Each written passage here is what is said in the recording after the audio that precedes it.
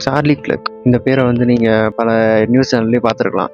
அமெரிக்காவோட ஜனாதிபதியாகிய Donald Trump இருக்கார்லவா, அவரோட நெருங்கிய நண்பரான சார்லி கிளர்க் வந்து அசேசின் பண்ணப்பட்டிருக்காரு. அது எதனாலன்னு பார்த்தீங்கன்னா, அமெரிக்காவில் பாதி பேருக்கு அவரை பிடிக்கும், பாதி பேருக்கு அவரை பிடிக்காது. ஓகேவா? அதாவது தன்னோட சொந்த கருத்துக்களை வந்து மக்களை வந்து பின்பற்றணும் அந்த மாதிரி சொல்லிட்டு இருக்கிற ஒரு ஆள். அதாவது தவறான ஒரு கருத்தையும் தவறான ஒரு கோட்பாட்டையும் வந்து அதை வந்து நீங்கள் பின்பற்றணும் அப்படின்னு சொல்கிற ஒரு ஆள். ஒரு யூனிவர்சிட்டியில் வந்து ஸ்பீச் பேசுறதுக்காக கூப்பிட்ருக்காங்க. அவரும் அங்கே போயிருக்காரு. அப்போ அந்த ஸ்டேஜில் 3000 பேர்த்துக்கு முன்னாடி அவரோட கழுத்தில் வந்து அந்த குண்டு பட்டு போகிற வழியில வந்து இறந்துட்டுருக்காரு. ஓகேவா? அப்போ அது யார் அப்படின்னு சொல்லி அந்த ஃபுட்டேஜில் வச்சு தேடி பார்க்கும்போது தான் தெரியுது, அந்த யூனிவர்சிட்டியில் படிச்சுட்டு இருந்த ஒரு பையன் தான் அதுக்கு காரணம். அந்த பையனுக்கு வந்து அவர் மேலே என்ன விரோதமானு தெரில, துப்பாக்கி எடுத்து கழுத்து சுட்டுட்டான். ஆக்சுவலி இது வந்து ஒரு தப்பான ஒரு விஷயம் தான். ஓகேவா? அதாவது ஒருத்தர் வந்து இது சொல்கிறதும் அவரோட கோட்பாடும் தப்பாக இருக்குன்னா அதை பேசி வந்து சரி பண்ணிருக்கலாம். ஆனால் அந்த பையன் வந்து தேவையில்லாமல் துப்பாக்கி எடுத்து சுட்டு போட்டான்.